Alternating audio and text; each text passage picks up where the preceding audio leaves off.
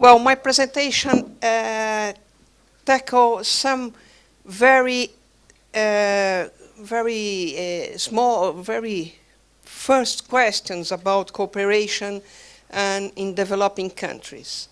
It tried to answer two different kinds of questions. First of all, this is a question that it's always raised in Brazil and in Latin America as a whole, which is why developing countries should commit resources in strengthening the links between their academics with academics from other countries. If we are poor countries, we have small money for science, why we should invest this money in cooperation instead of, for instance, just funding research projects inside the countries. This is something that it may be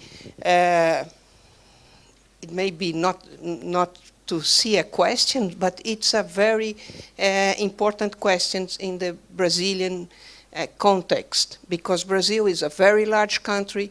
We have people say, well, we have a lot of people here. What we speak Portuguese. Why should we invest in learning English and going abroad? In order to, and also we have a very large graduate system in place in Brazil since the 70s. And this was a question very important for the policy design in Brazil. For instance, since the mid-80s, the Brazilian government just shut up all the money for bringing people abroad, for studying abroad, and said, well, we have now our graduate system. Let's just fund the people that want to study here in Brazil, because it's cost effective. You can have a lot of people with a doctoral degree instead of 1 or 2 or 3 people with a doctoral degree from abroad. So first of all, you have this question, and the other question that it's also very important is where to center these efforts. Should it be in a more South-South cooperation or a more South-North cooperation? My answer to these questions is first to look at how science is, how knowledge is in production inside science, the science environment. Science is a collective, is a cooperative endeavor. The people that works in science, they works by themselves, but in connection with other people. And it's these connections that are important for you to produce good new knowledge.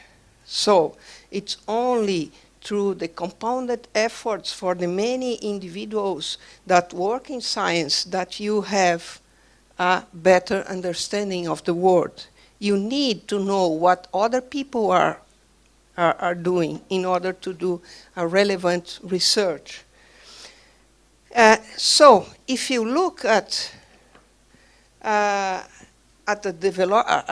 developing country, for instance, Brazil, in spite of the size of the country, in fact, the science community are always small inside these countries.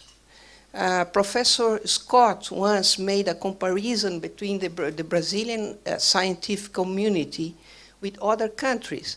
And he found out that, in fact, the Brazilian academic community, scientific community, the people that really have connections abroad, that really do relevant research, get the articles published and cited and things like that, was no larger than, for instance, the Belgian community. So Brazil is a very large country. Many developing countries are very large, but the academic community are small. And being small, it means that you have a slow pace of knowledge production and innovation because you have a network that could be characterized as a very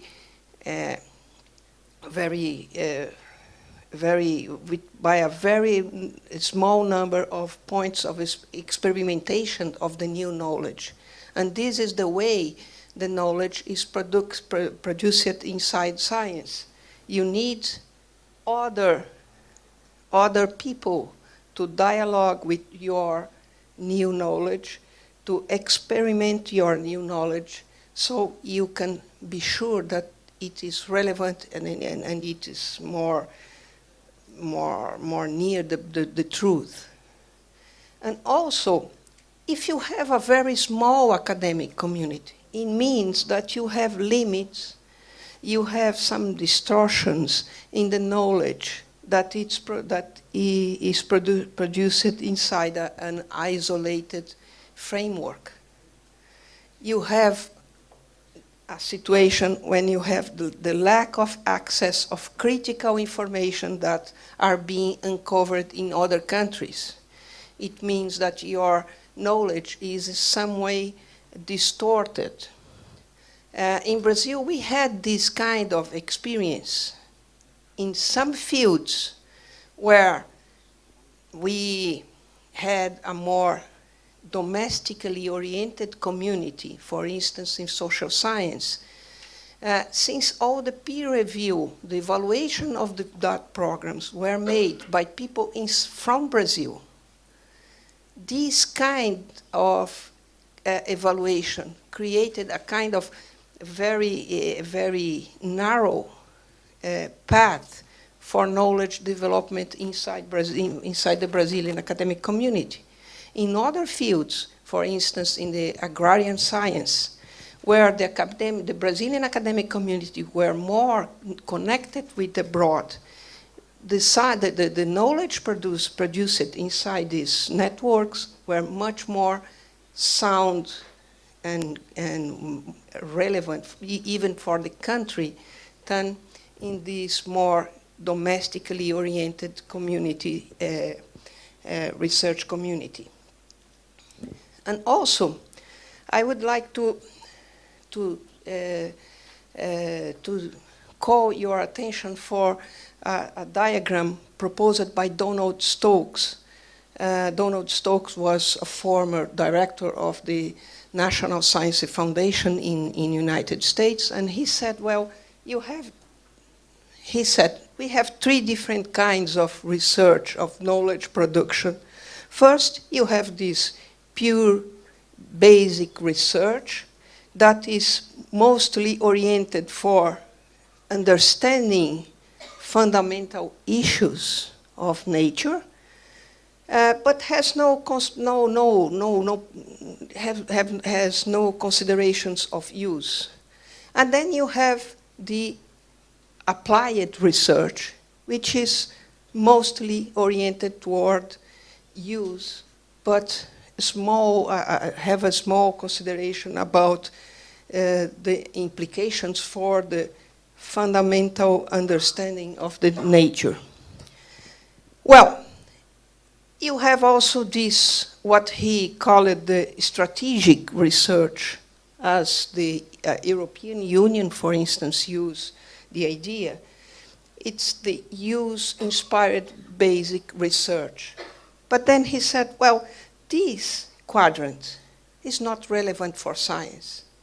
But what I say is that without international connections, most of the science that are being developed in developing countries are in this quadrant, which means that most of the money that are being invested in research in developing countries are being wasted because it has no real strategy for connection with the international community. So, first of all, again, in order to create a more meaningful research in the developing countries, you must have a clear strategy for internationalize this knowledge. And the second part is that research and cooperation is a key tool for the countries develop what Professor Joseph Nye called the soft power of the country. The soft power, as Professor Nye first defined it, is a cooperative power, which is the ability of a country to structure a situation so that other countries develop preferences or define their interests in ways consistent with its own interest. Which means that the soft power of a country is to create consensus. And the best way, one of the best tools to develop this kind of soft power is through collaboration. And collaboration in science is a honored tool for this development.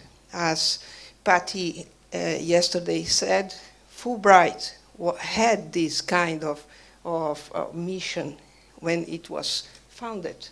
It created cooperation, it created meaningful cooperation, but it created also soft power to the United States. Nowadays in China, you have the Confucian Institutes. In my university, they are building one Confucian Institute.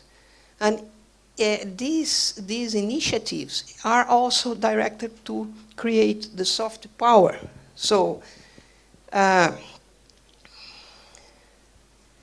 in this sense, academic cooperation is also a tool for strength, trust across, between countries, between cultures. In this sense also, answering the second question, a country should have North-South cooperation, because in this perspective it strengthens their academic, their science quality. But it also should have more horizontal cooperation, because horizontal cooperation is relevant to create trust, to create a more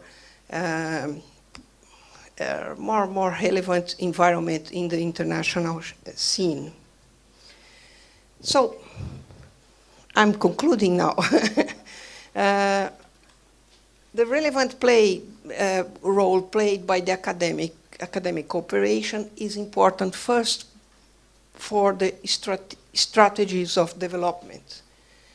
You need to assure a high degree of international scientific cooperation for the academic communities inside the developing countries, even if it has a high cost, because this is the only way you can have a meaningful science to being produced inside these countries. You cannot, you should not have a import substitution perspective for science, because otherwise you are going to have a very distorted science being produced inside these countries. And on the other hand, these cooperation have a very relevant role in creating this cooperative power, the soft power for the country. So it has these two very important roles for the developing countries. That's it.